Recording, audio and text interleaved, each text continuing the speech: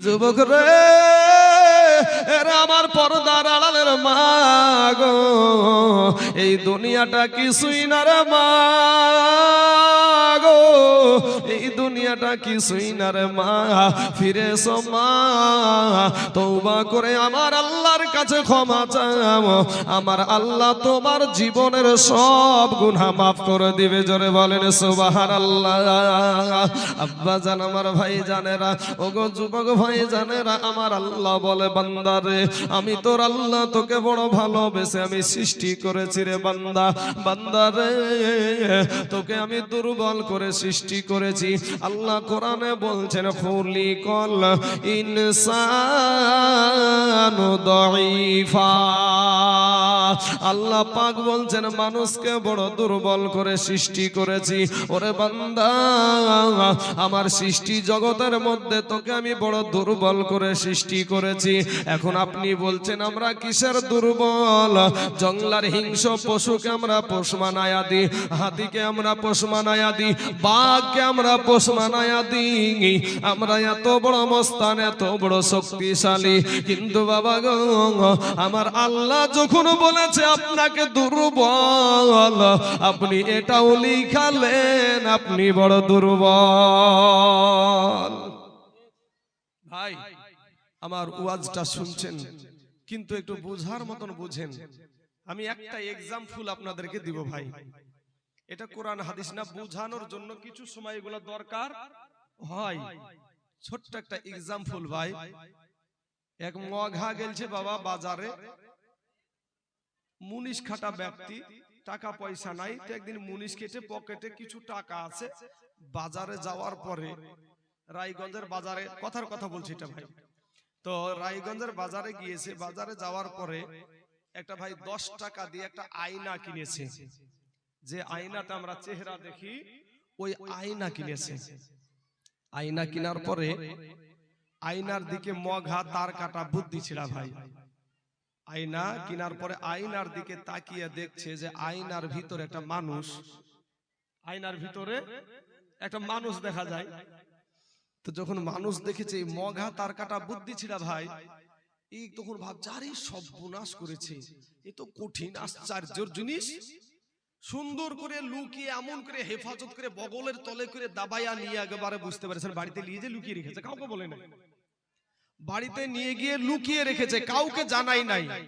প্রত্যেক দিন দুপুর বেলায় গোসল করে খাওয়া দাওয়া করে ওই মঘা করে কি ওই লুকানো জায়গা থেকে আয়নাটা বের করে আর একবার করে দেখে। রোজ আপনার ওটা করে।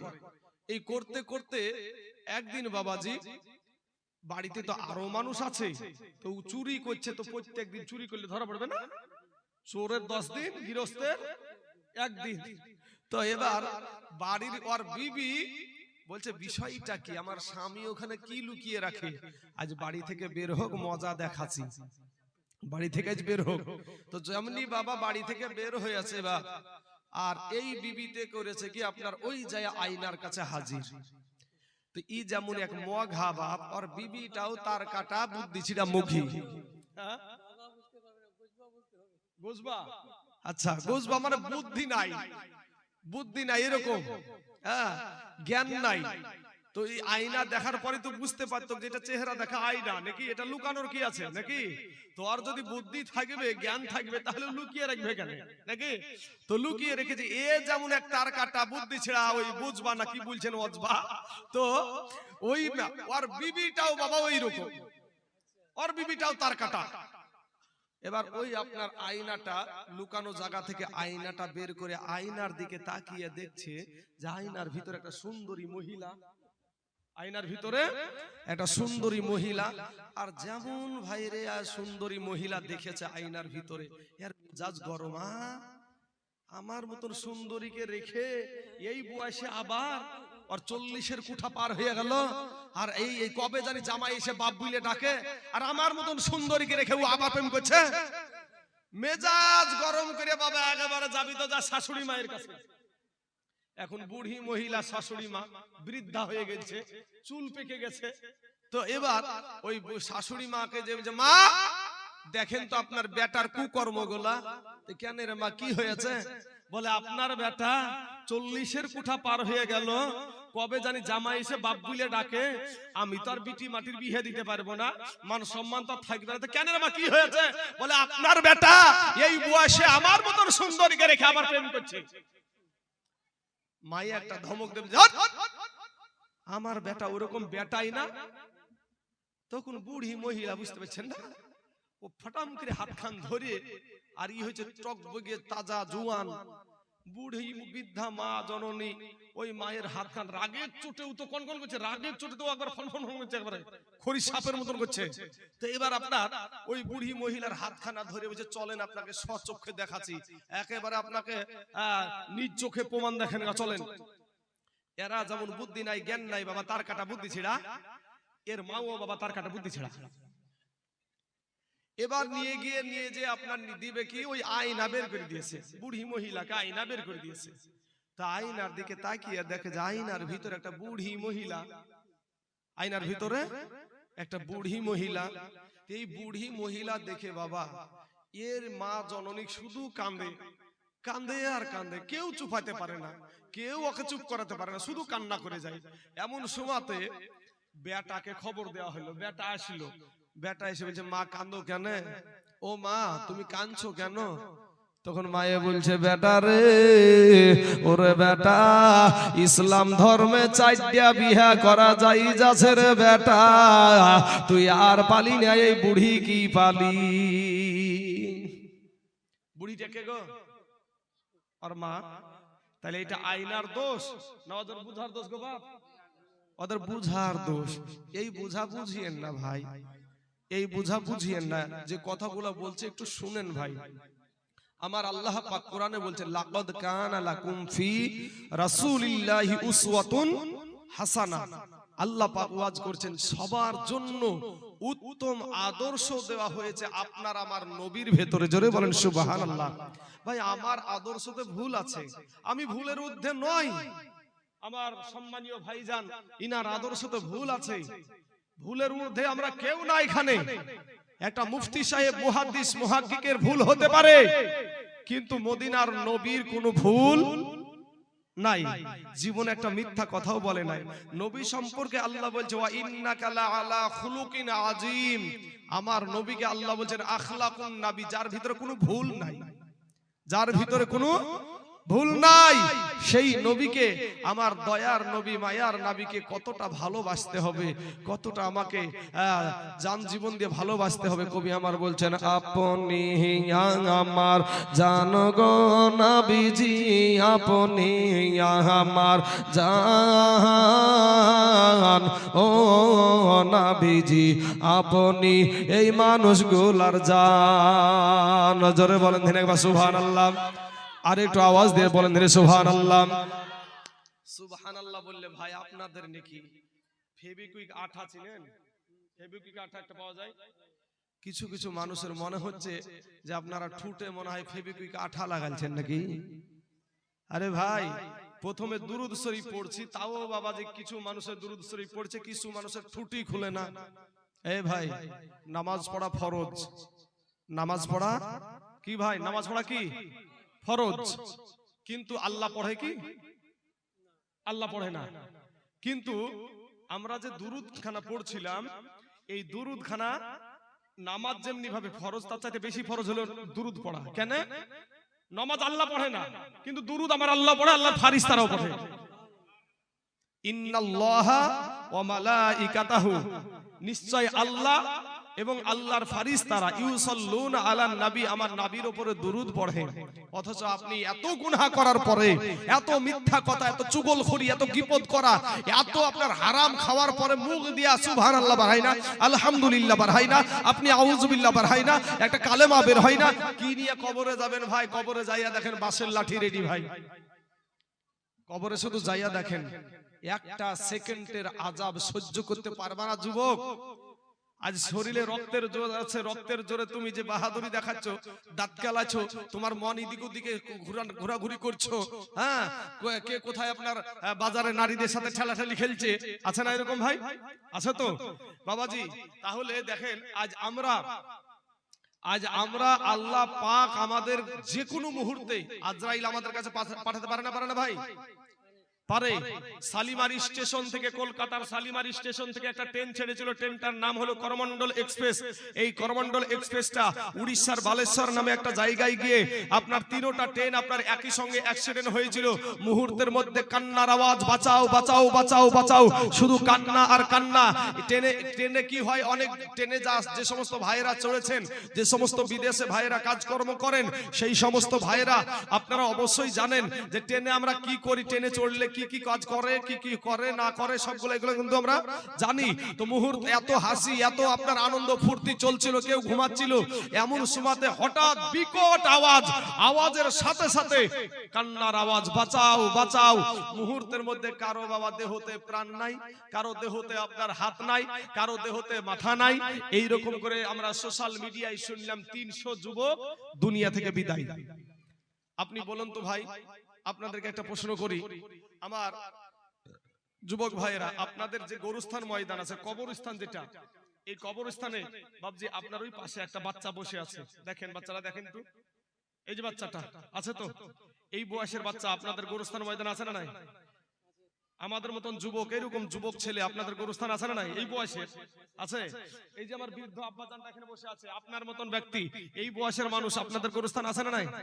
আসার সিরিয়াল আছে ভাই, যাওয়ার কোনো সিরিয়াল নাই। আসার সিরিয়াল আছে, যাওয়ার কোনো সিরিয়াল নাই। কবি বলছেন, আপনি আমার জানগণ বিজি, আপনি আমার জান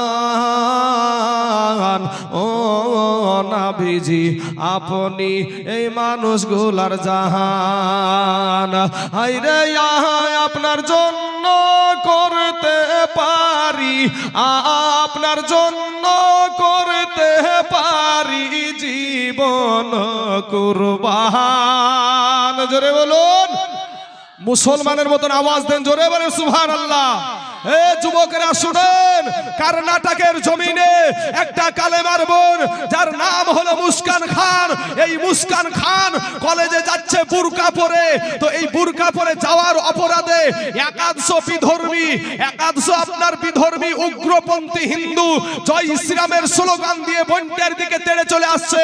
ওই বোনটার পাশে একটা কালেমা পড়া মুসলমান ছিল না, একটা কালেমার পড়া যুবক ছিল না, তার নিজের ভাই ছিল না, নিজের বাবা ছিল না।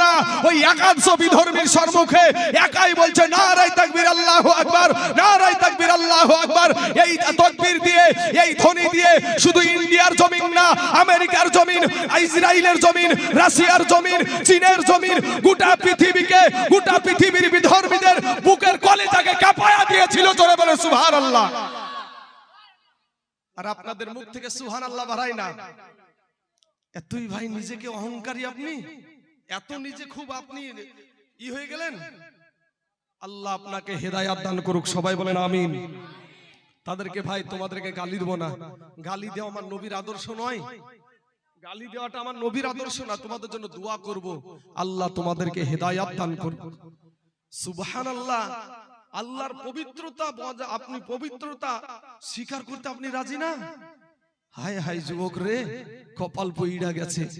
হায় রে আপনার জন্য করতে পারি, আপনার জন্য করতে পারি জীবন কুরবান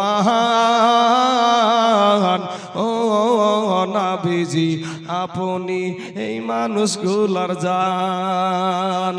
হায় রে আমরা সবাই পাপী তাপি, তুমি দয়াবান।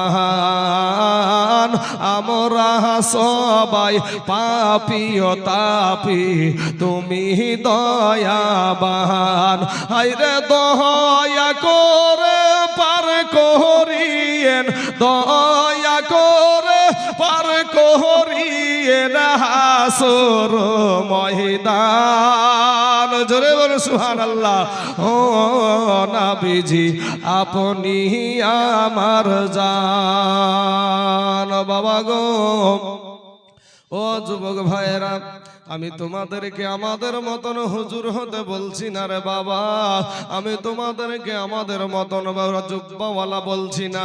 কিন্তু ভাই গো, আমার নবীজির আদর্শের মালাটা, আমার নবীর সুন্নাতের মালাটা একটু গলায় পরিয়ে নাও, তোমার ইহ জগত কামিয়াবি হবে, পর জগত তোমার কামিয়াবি হবে। আমার আল্লাহ বলে বান্দারে, আমি তোকে দুর্বল করে সৃষ্টি করেছি রে বান্দা। ওরে বান্দা, আমি আল্লাহ যেমন তোকে দুর্বল করে সৃষ্টি করেছি, সৃষ্টি জগতের ভিতরে ওরে বান্দা তোর উপরে আমার মায়াটাও বেশি। জোরে বলেন সুবহানাল্লাহ। আল্লাহ বলছেন যে বান্দা, তোকে আমি দুর্বল করে সৃষ্টি করেছি, কিন্তু বান্দারে তুই দুর্বল হওয়ার কারণে আমি আল্লাহ তোর উপরে মায়াটাও বেশি। এখন আপনি বলবেন কি করে বুঝবো? আপনার নিজেকে জিজ্ঞেস করেন, আপনি নিজে দুর্বলের প্রতি আপনারও মায়া বেশি। কেমন করে একটু বুঝাই। 10,000 টাকার একটা মোবাইল দেখি, হুজুর মোবাইলটা দেন তো। হ্যাঁ, মোবাইলটা দেন। এই যে মোবাইলটা আপনারা দেখতে পাচ্ছেন, এই মোবাইলটা নতুন মোবাইল, এখন হুজুর কিনে নিয়ে এসেছে। কিনে নিয়ে আসার পরে হুজুরের দুইটা বেটা, একটার বয়স বাবা 10 বছর, একটার বয়স 4 বছর। একটার বয়স 10 বছর, একটার বয়স 4 বছর। নতুন মোবাইল কিনে নিয়ে এসে রেখেছে। বড় বেটাটা 10 বছরের বেটাটা মোবাইলটাকে পাক দিয়ে ফেলে দিল, ফেলে দিয়ে ভেঙে ফেললো। বলেন হুজুর কি 2 থাপ্পড় লাগাবে না? কি ভাই, লাগাবে না? লাগাবে না? যে আরে আমি 20,000 টাকা দিয়ে আমি এখন নতুন মোবাইল বড় শখ করে আমি কিনে নিয়েছিলাম, আর তুই হারামজাদা ফেলে দিলি, ভেঙে ফেললি, হ্যাঁ? 2 থাপ্পড় লাগিয়ে দিবে। কিন্তু বাবা ওই একই দোষ করেছে ওর আরেকটা বেটা 4 বছরের বাচ্চা। তো 4 বছরের বাচ্চার দিকে মারা তো দূরের কথা বাবা, চোখ রাঙিয়ে তাকাচ্ছে বাবা, চোখ রাঙিয়ে মানে চোখগুলোকে বড় বড় করে তাকাচ্ছে। তো বাবা দেখতে পাচ্ছে যে আমার এই তাকানোর কারণে আমার বেটাটার চেহারার আকৃতি আলাদা হয়ে যাচ্ছে। অর্থাৎ বাপ বুঝতে পারে যে আমার তাকানোর কারণে আমার বেটার কলেজা ফাটছে। তখন বাপে করে কি জানেন? একই দোষ করেছে, বড় বেটাও করেছে, ছোট বেটাও করেছে। বড়টাকে 2 থাপ্পড় লাগিয়ে দিয়েছে, কিন্তু ছোট বেটাটাকে মারা তো দূরের কথা, চোখ রাঙিয়ে তাকানোর কারণে, তার চেহারার বিকৃতি ঘটার কারণে বাপ বুঝতে পারে যে আমার বেটার কলেজা ফাটছে। এর কারণে ছোট বেটাটাকে কোলে তুলি নিয়ে বলছে, বেটা ও বাপজি, আব্বু তোমাকে বলিনি, তোমার মাকে বলেছি, তোমার ভাইকে বলেছি। এরকম কথা বলি না, বলি ভাই, এই কথা বলে বলি না। তাহলে দুর্বলের প্রতি আপনার মায়াটা বেশি না? হ্যাঁ, দুর্বলের প্রতি আপনাদেরও মায়া বেশি। আমার আল্লাহ বলে বান্দারে, ওরে বান্দা, আমি আল্লাহ তোকে বড় ভালোবেসে সৃষ্টি করেছি, তবে আমি দুর্বল করে সৃষ্টি করেছি, আদর করে সৃষ্টি করেছি। এই দুর্বল হওয়ার কারণে বান্দা, আমি আল্লাহ তোর উপরে মায়াটাও আমার বেশি। ওরে বান্দা আয় ফিরে আমি আল্লাহর কাছে ক্ষমা চা, আমি আল্লাহ তোর জীবনের সব গুনাহ মাফ করে দিব। জোরে বলেন সুবহানাল্লাহ। এ যুবক ভাইরা, আমার আল্লাহ বলে বান্দারে, তুই মনে করছিস আমার চাইতে তোর মা জননী তোকে বেশি ভালোবাসে। আল্লাহ বলে বান্দারে, ওরে বান্দা, তুই মনে করছিস আমার চাইতে তোর বাবা তোকে বেশি ভালোবাসে। ওরে বান্দা, তুই মনে করছিস আমার চাইতে তোর বিবি তোকে বেশি ভালোবাসে। ওরে বান্দা, তুই মনে করছিস আমার চাইতে তোর সন্তান তোকে বেশি ভালোবাসে। না রে বান্দা না, আমি আল্লাহর চাইতে তোকে কেউ বেশি ভালোবাসে না। জোরে জোরে বলুন সুবহানাল্লাহ। যুবক রে, একটা বার নিজেকে নরম করে দিয়া, দিলখানাকে নরম করে দিয়া আল্লাহর কাছে গভীর রাত্রিতে বিছানার যাই নামাজের বিছানাটা একটু পাড়িয়ে দিবেন বাবা। ওদের যুবক, দিলখানা নরম করে দিয়া যারা আল্লাহর গোলাম হয়, যারা আল্লাহকে ভয় করে, ইত্তাকুন নার, জাহান্নামকে যারা ভয় করে গো বাবা, যাদের তাকওয়া আর তাকওয়া মানি আল্লাহর ভয়, এই ভয় যাদের অন্তরে আছে রে বাবা, তারা ডানে তাকায় তবুও আল্লাহর তালাশ করে, বামে তাকায় তবুও আল্লাহর তালাশ করে গো, পিছনে তাকায় তবুও আল্লাহর তালাশ করে, সামনে তাকায় তবুও আল্লাহর তালাশ করে। আর দুনিয়ার জমিনের মানুষেরা পাগল বলে আখ্যায়িত করে দেয়। ওই পাগল বলে তোরা পাগল বললে হবে কি, আমি যে আল্লাহর পাগল। জোরে জোরে বলুন সুবহানাল্লাহ। এ বাবাজি আমার ভাই জানেরা, ও গো যুবক ভাইয়েরা, ও নওজোয়ান যুবকেরা ভাই, ফিরে আইসো রে যুবক, দিলখানা একটু নরম করে দিয়ে আজকের বায়ানটা একটু শুনে যাও ভাই, দিলখানা একটু নরম করে দাও। এ যুবক, তোমাদের মতন যুবকেরা আমার আল্লাহকে পাওয়ার জন্য, নবীকে পাওয়ার জন্য কত ত্যাগ স্বীকার করেছে রে ভাই। ছোট্ট একটা নাবালক বাচ্চা যার নাম হলো আব্দুল উজ্জা বাবা, এই আব্দুল উজ্জা তার ছোট অবস্থায় তার জনম দুঃখিনী মা, গর্ভধারণী মা, পেটে ধারণী মা এই দুনিয়া থেকে বাবা বিদায় নিয়েছে। বাবা দ্বিতীয়বার বিবাহ করেছে সতার মায়ের কাছে। বাবা এই আব্দুল উজ্জা আস্তে আস্তে বড় হয়, এমন সময়তে তার বাবাটাও কিন্তু ইন্তিকাল করে গেল। সতার মায়ে বলে, সতার মায়ে তার আপনার ওই সতার মায়ে ওই আব্দুল উজ্জার চাচার কাছে নিয়ে গিয়ে বলছে, ভাই গো আপনার ভাই দুনিয়ার জমিনে নাই, আমি একা পেটের খাবারই করতে পারি নাই গো ভাই, আপনার এই ভাতিজাকে আপনি মানুষ করেন, আপনার কাছে আমি দিয়ে গেলাম।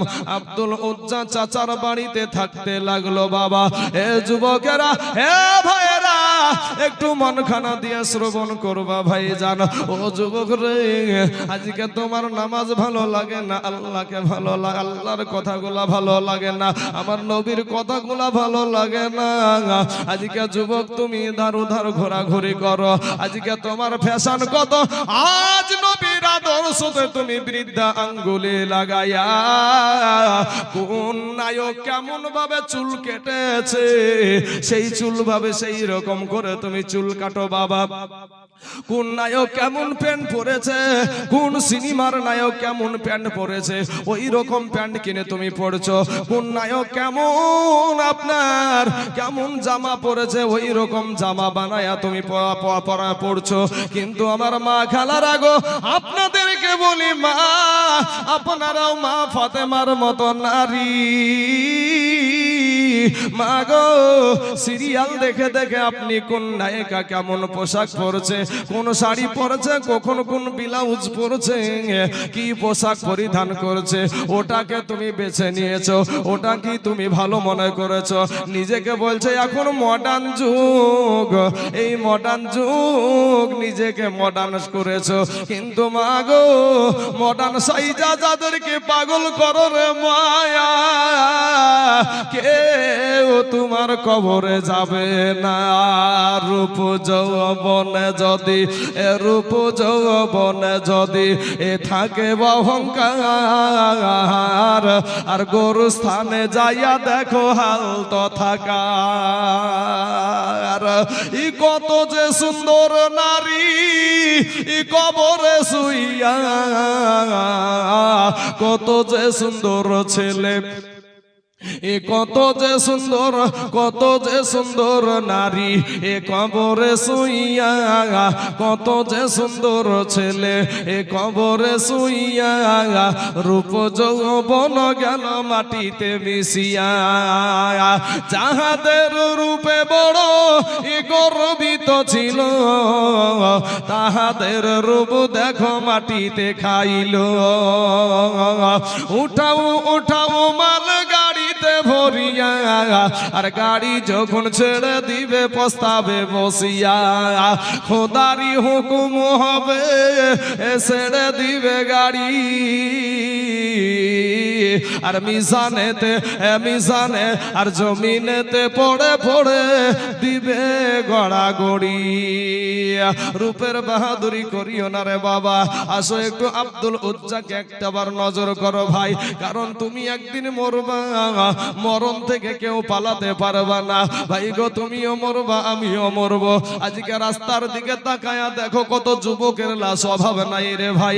আজকে পানির নিচে যুবকের লাশ, আজ ঘরের ভিতরে যুবকের লাশ। আজকে আপনাদের মসজিদে ইন্না লিল্লাহির ডাক, কাল আরেক মসজিদে ইন্না লিল্লাহির ডাক। অভাব নাই রে যুবক, তোমার মতন কত যুবক 5 ওয়াক্ত নামাজ পড়ে, অভাব নাই রে ভাই। তোমার মতন কত যুবক মুনিশ খেটে ভাত খাই, লেবারি করে ভাত খাই, এরপরেও 5 ওয়াক্ত নামাজ পড়ে, 1 ওয়াক্ত নামাজ ছাড়ে না। তুমি কেন পারবা না রে বাবা?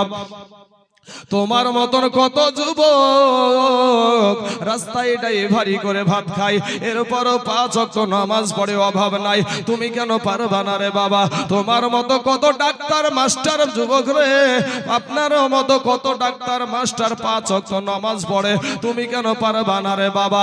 ওরে আমার কালেমার ভাই, ফিরে এসো, আল্লাহর গোলাম হইয়া যাও।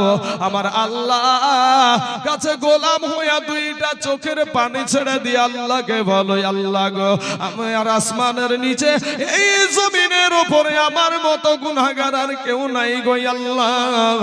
আল্লাহ তুমি আমার জীবনের গুনাহ মাফ করে দাও।